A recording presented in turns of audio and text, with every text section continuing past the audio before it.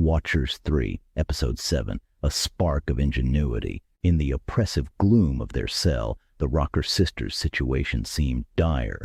Yet, amidst the bleakness, a spark of hope ignited, fueled by their unyielding resolve and a keen observation by Nikki. "Have you noticed," she whispered during one of her restless circuits around their cramped quarters, pacing back and forth, "that the security camera's angle leaves half this room in shadow? If someone were to stand here," she motioned to a corner bathed in darkness, "they'd be invisible to surveillance." This revelation set the gears turning in their minds, an advantage in an otherwise disadvantageous situation. It was Ashley who connected the dots to their potential escape. "That light fixture in the corner," she mused, tapping into her growing understanding of the base's technology. "If we can repurpose its components, we might have a shot at creating an EMP." Ashley, inspired by Nikki's discovery, proposed a daring escape plan. She explained, her mind racing through the mechanics of their potential liberation. The components would come from unlikely sources, a dismantled light fixture for its power supply and parts salvaged from the cell's food processor. For a makeshift EMP, if we can create an electromagnetic pulse, we might just short-circuit the lock. Before the Rocker sisters could set their daring plan into motion, an unexpected and chilling interruption shattered the tense atmosphere of their cell. The heavy thud of boots echoed ominously through the corridor outside, preceding the arrival of two mysterious, cloaked individuals. These guards, envoys of the shadowy figure who had orchestrated the sisters' capture, entered with an air of menace that immediately set the trio on edge. Without a word, they dropped the laser beam bars, and one of the guards violently seized Ashley, his grip cruel and unyielding. The other guard, not content with merely taking Ashley, turned his attention to Brittany and Nikki, shoving them back with forceful pushes and delivering sharp, intimidating smacks designed to cow them into submission. The physical assault was not just an act of control, but a clear message of dominance and threat from their captor. Nikki, her fury igniting at the sight of her sister being manhandled, screamed out with a fierce protectiveness that cut through the tension like a blade. "If you hurt my sister, I'll wipe out your bloodline. It will be like your lineage never existed." Her threat, fueled by a potent mix of fear and anger, echoed in the small cell, a defiant promise of retribution. The guards, unmoved by Nikki's outburst, dragged Ashley away, her resistance a testament to her spirit but ultimately futile against their determined force. The cell door slammed shut behind them, leaving Brittany and Nikki alone, their hearts pounding with a mixture of rage, helplessness, and a burning desire for vengeance. In the wake of the guards' departure, the silence that enveloped Brittany and Nikki was heavy with unspoken promises of retaliation and rescue. The violence and intimidation they had just endured only served to strengthen their resolve. They knew that this was not just a fight for their freedom, but a battle for their very essence, for the right to stand against those who would seek to dominate and oppress them. Brittany and Nikki deliberated, the gravity of their situation pressing down on them. To wait and see if Ashley was returned seemed a gamble they could not afford to take. The unpredictability of their captors and the violence already demonstrated left little hope that Ashley would be unharmed or returned at all. Brittany weighed their options with a heavy heart. "We can't just sit here and hope they bring her back. Every moment we wait is a moment she's in danger. We need to get out and find her." Nikki, her resolve hardening, agreed. "Yeah, waiting isn't an option. We use the plan, escape, and then we find Ashley. We save her, no matter what it takes." Guided by Ashley's insight, they set about their task with a quiet urgency. Nikki, leveraging her agility and height, carefully dismantled the fixture, extracting the essential components under the cover of shadows. Brittany, cataloging every step, kept watch, her eyes darting between the obscured corner and the cell's entrance, ready to signal any sign of approaching danger and blotting out the security camera's view. Nikki silently moves to the food processor, extracting the essential components. Nikki drops one of the parts, making a noise that echoed through the cell. It startles Brittany. They both look at each other with a dead stare, then continued, with a touch more haste. Under the dim illumination of the remaining light sources, Brittany took the lead in constructing their makeshift EMP device. The power from the light fixture, once a benign source of illumination, now held the key to their freedom. Nikki assisting, they fashioned a coil from stripped wiring, its loops precise and calculated. A small metallic object used from the replicator was repurposed as a makeshift switch, the final piece of their desperate gambit. Positioned out of the camera's sightline, the sisters prepared to enact their plan. The tension in the air was palpable, a mix of hope and apprehension as Nikki readied the device. "On my mark," she whispered, her hand steady despite the racing of her heart. The moment arrived, a silent countdown marking the time. Nikki closed the circuit, and a spark of electricity leaped from the device, a bright flare in the shadowy confines of their cell. The air hummed with the discharge of the EMP, a sound that carried with it the weight of their collective hopes. The moment of truth arrived with a flick of the makeshift switch. Instead of the silent, invisible wave of energy they hoped for, sparks erupted from their device like a miniature lightning storm confined within their cell. Electricity arced wildly, dancing across the metal surfaces, a brilliant but terrifying display of unintended power. Nikki couldn't help but find a grim humor in the chaos. "Well, Britt, I seem to forgot the weed this time, but at least I brought the light." "Ning," and still filled the room with smoke, she quipped, even as they ducked and dodged the erratic energy bursts. Brittany's heart sank as she realized their attempt had failed spectacularly. The EMP device now a charred remnant of their hopes. The sisters coughed and waved away the smoke, their situation seemingly more dire than before. In the aftermath of their frenzied attempt to escape the confines of their cell, the air crackled with the residue of their failed plan, the scent of burnt wiring mingling with the acrid tang of their dashed hopes. Yet, as the smoke began to clear, an unexpected realization dawned upon them. The laser bars that had once formed their impenetrable barrier were now deactivated. "One lucky fail," Brittany remarked, a note of disbelief in her voice as she surveyed the scene. The chaos, it seemed, had inadvertently short-circuited the cell bars and led to their salvation. The cell, designed to be their cage, was now open, its security measures undone not by precise calculation, but by the sheer unpredictability of their desperate actions. Nikki, coughing slightly from the lingering smoke, couldn't help but let out a wry chuckle. "Even in prison I managed to find smoke," she joked, trying to lighten the mood despite the gravity of their situation. The comment, a nod to their earlier conversation and the irony of their escape, momentarily lifted the weight from their shoulders. The sisters took a moment to gather themselves, the reality of their newfound freedom slowly sinking in. The failed EMP attempt, a plan that had gone spectacularly awry, had somehow managed to short-circuit the cell's power supply, disabling the laser bars in a stroke of unforeseen luck. It was a stark reminder that in the chaos of their struggle against their captors, fortune could still fall in their favor. With a renewed sense of urgency, Brittany and Nikki quickly assessed their surroundings. The absence of the laser bars offered a fleeting opportunity, a narrow window through which they could make their escape and seek out Ashley. "We can't waste this chance," Brittany stated, her voice firm with resolve. "Ashley's out there, and we need to find her before they realize what's happened." Nikki nodded in agreement with the protective fire that always burned within her. "Let's move. We know the layout of this place. We'll use it to our advantage. Stay sharp and keep an eye out for any more lucky breaks." As Brittany and Nikki started to navigate the labyrinthine corridors of the lunar base, their steps were measured, their awareness heightened to the slightest sound. The shadowy figure's forces remained an unknown variable, their numbers and capabilities obscured in the mists of uncertainty that enveloped the sisters' predicament. The need for caution was paramount. Any rash action could lead them into a trap from which there might be no escape. Their cautious advance was abruptly interrupted by the blare of alarms, the base's automated security systems springing to life with an urgent announcement. "Prisoner escape. power outage at the small ship hangar bay holding cells.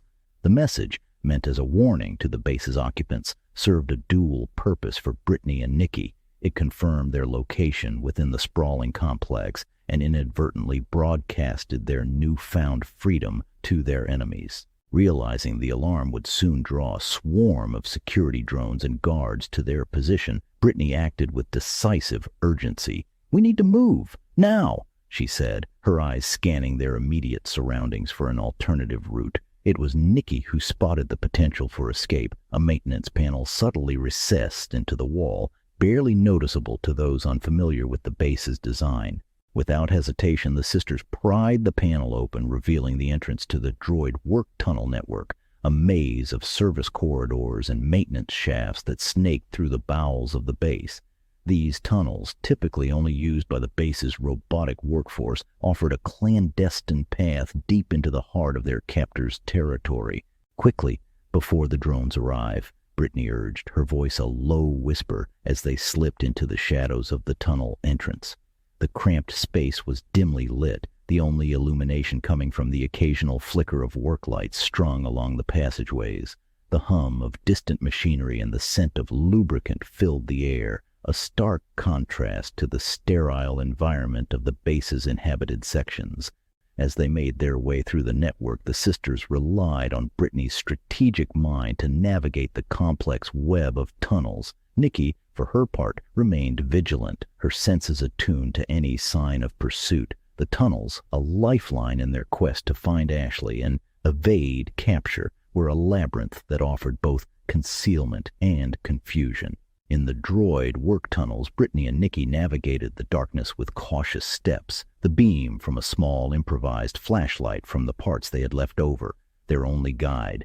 The silence was oppressive, broken only by the sound of their soft footsteps and the distant, indistinct hum of machinery. It was in this tense atmosphere that disaster struck with startling suddenness. Nikki, her focus divided between the path ahead and the conversation with Brittany, failed to notice the treacherous edge that suddenly yawned before them, an abyss that seemed to open into the very bowels of the lunar base. With a startled cry of "Sis!" she slipped, her foot finding only air where solid ground should have been. Time slowed as she tumbled over the edge, her fingers grazing the cold, rocky surface before finding a precarious hold on a protruding edge, leaving her dangling in the void, suspended over an unknowable depth. Looking up at Brittany with a mix of fear and resignation, Nikki's voice was tinged with a grim humor. "Looks like I've finally got myself into something I can't get out of, sis," she said, her grip slipping ever so slightly on the smooth surface. Brittany, in desperation and lightning reflexes, lunged forward, landing on the ground, hanging just over the edge of the abyss in an attempt to grasp her sister's hand, her fingers closing on empty air. Nikki just beyond reach. Leaning further, Brittany herself slipping nearly succumbed to the same fate, a stark reminder of the peril they both faced. "Thanks for trying, honey bun," Nikki called up, her voice steady despite the dire circumstances.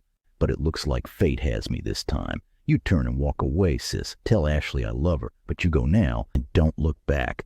A tear trailed down Brittany's cheek, her determination flaring against Nikki's resigned acceptance.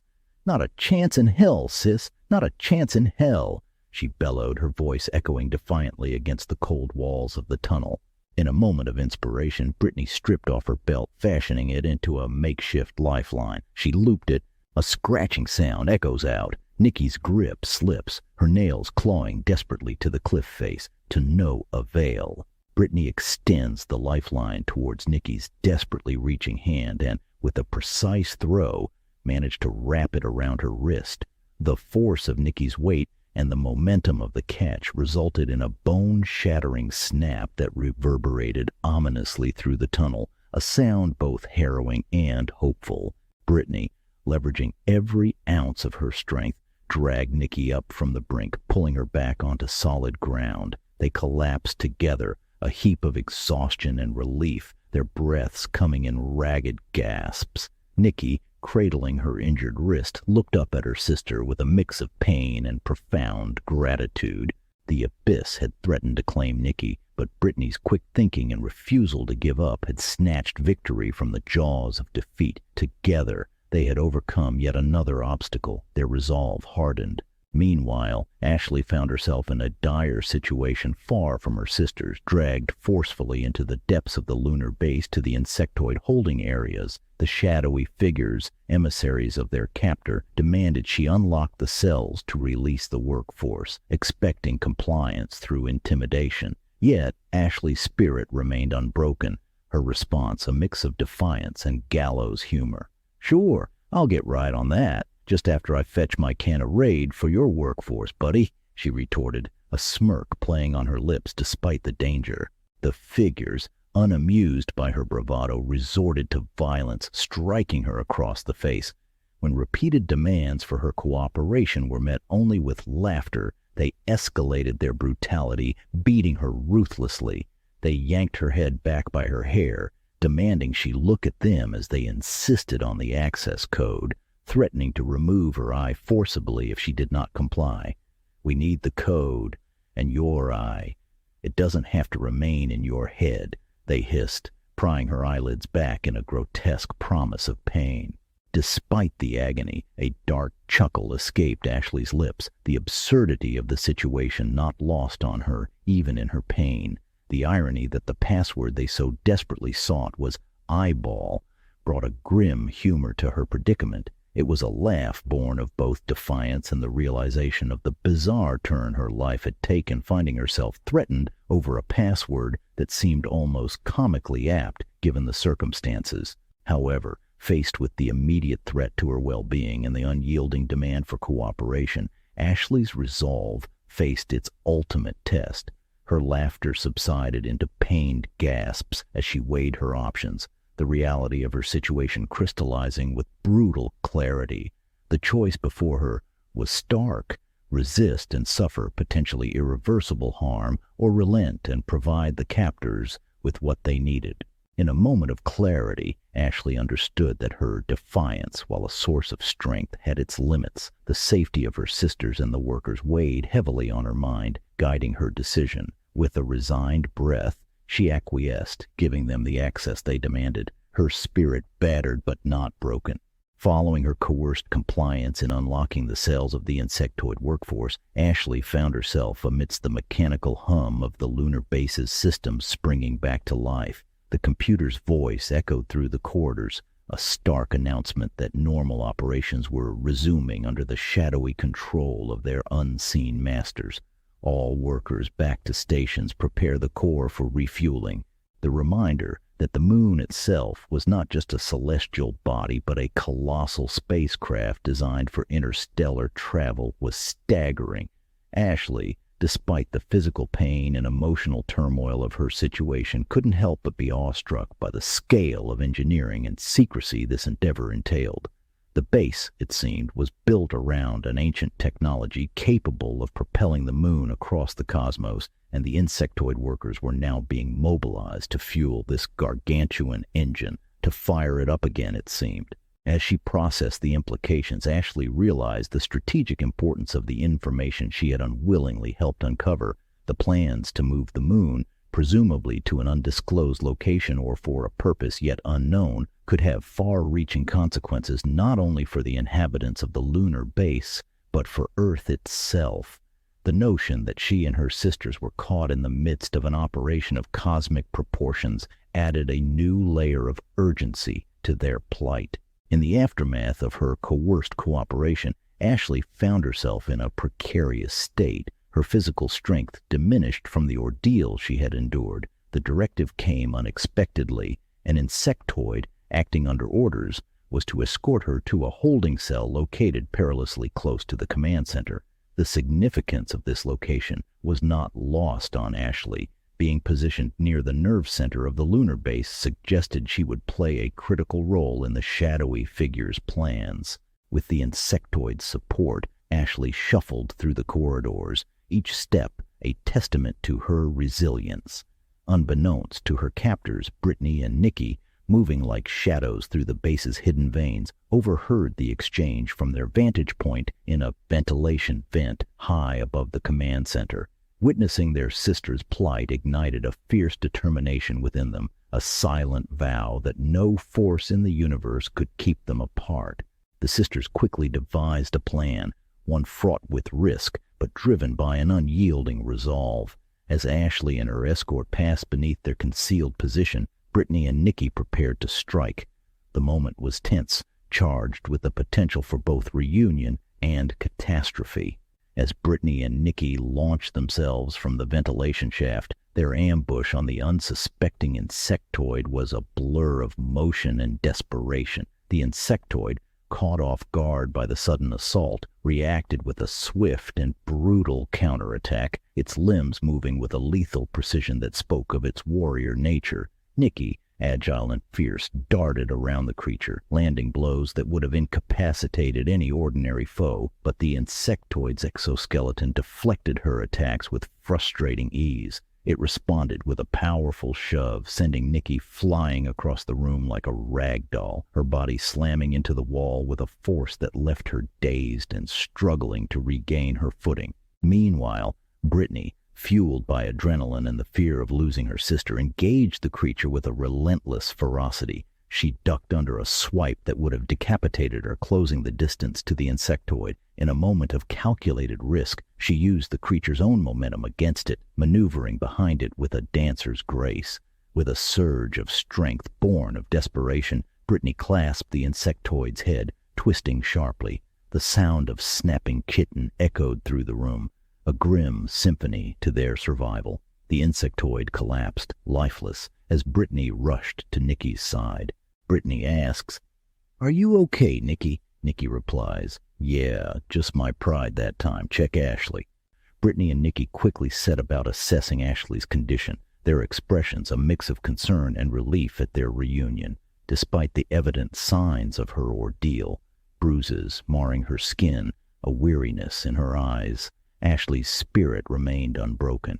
"I'm banged up, but I'll make it," she assured them, her voice firm yet tinged with the pain of her recent abuses.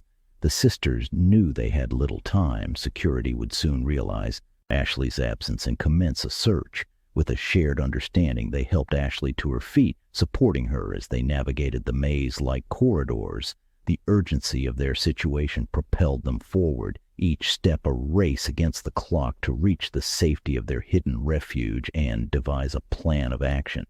Their bond, tested yet again in the crucible of adversity, emerged stronger, a testament to their resilience and unyielding commitment to each other and their cause. After navigating the labyrinth of the lunar base, Brittany, Nikki, and Ashley found solace in a secluded nook they believed shielded from the omnipresent surveillance, inside the droid maintenance shaft. Exhausted but vigilant, they began to piece together a strategy for their next moves.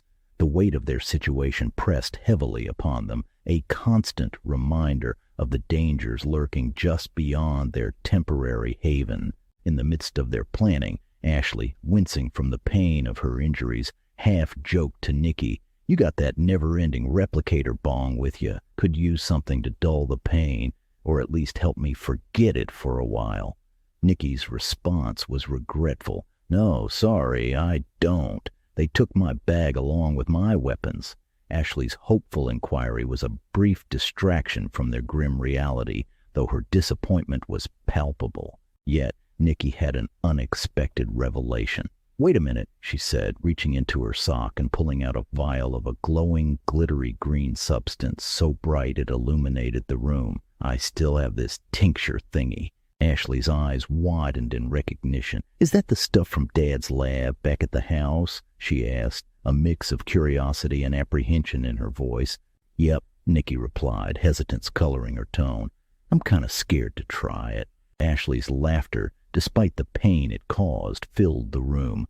The irony of Nikki, the perennial risk-taker, being reluctant to experiment with a potentially potent weed extract was not lost on her. "Please, Nikki," she pleaded, her laughter turning into winces of discomfort. Ashley says, "My side hurts too much, but the pain makes it worth considering."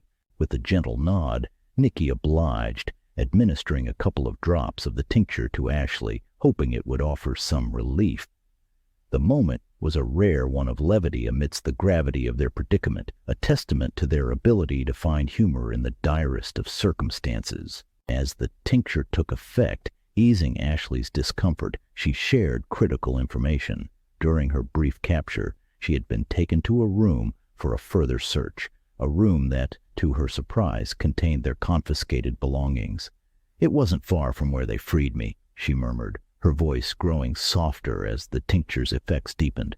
"We can go back there tomorrow once we wake up." With a plan forming for the retrieval of their equipment, the sisters decided to seize the opportunity for rest. The prospect of regaining their belongings offered a glimmer of hope, a potential turning point in their efforts to regain control and challenge their captors. Nikki awoke to the sight of Brittany, her focus intense as she meticulously crafted a makeshift dagger from the scraps they had gathered, a testament to Brittany's unwavering determination to protect her sisters. It was then Nikki's voice cut through the silence, a note of caution in her tone. "You remember we can't use weapons on this base, right? The drones will be alerted immediately. The only reason we got away last time was that the alarms were delayed until we attacked the insectoid and after our escape. At the first sign of weapons, the base's sensors will set off the alarms. Our ability to move inside the base without being detected goes out the window." Brittany's frustration was apparent. As she tossed the makeshift weapon into the corner, the hours of work dismissed with a single, resigned gesture. "Forgot that," she admitted with a grimace. "Damn it, I've been working on that for the last 4 hours, too." "Nikki, ouch, couldn't sleep?" Brittany shook her head. "Don't have a clue how you two can sleep after all this." Turning her attention to Ashley, Nikki reached over to gently wake her. However, what she found left her speechless. Ashley's bruises, the visible markers of the ordeal she had suffered, had vanished, leaving her skin not just healed but seemingly rejuvenated. "Wow, what happened to you, Ashley?" Nikki exclaimed, her surprise echoing through the small space. Ashley, misunderstanding the awe in Nikki's voice for sarcasm, replied with a weary, "Wow, you don't have to be mean, sis. You know I don't look good right now. I took a few too many shots to the face." But Nikki was quick to clarify, "No, I mean you look amazing. Britt, look at this." Brittany's gaze shifted to Ashley, and her expression mirrored Nikki's astonishment. "Wow, must have been those drops you gave her before bed," she mused, piecing together the miraculous recovery. The sisters gathered around Ashley, marveling at the unexpected effect of the tincture Nikki had administered. The substance, initially intended as a pain reliever, had proven to possess properties far beyond their understanding, offering not just relief but a profound healing that hinted at the depth of their father's research. The chapter unfolded with the Rocker sisters contemplating the implications of this discovery. The tincture's healing capabilities added a new dimension to their struggle, a beacon of hope in the darkness that had enveloped them. Energized by Ashley's miraculous recovery, they renewed their focus on the task ahead, retrieving their confiscated equipment and thwarting the plans of the shadowy figure who sought to control the moon's fate. As they prepared to venture out, the sisters understood the challenges that awaited them were formidable, yet the bond they shared, now strengthened by the revelation of the tincture's power, was an unbreakable chain that bound them together. With determination in their hearts and the mystery of the healing drops as their secret weapon, they stepped forward into the unknown, ready to face whatever lay ahead in their quest for freedom and justice. B.N.Rocker.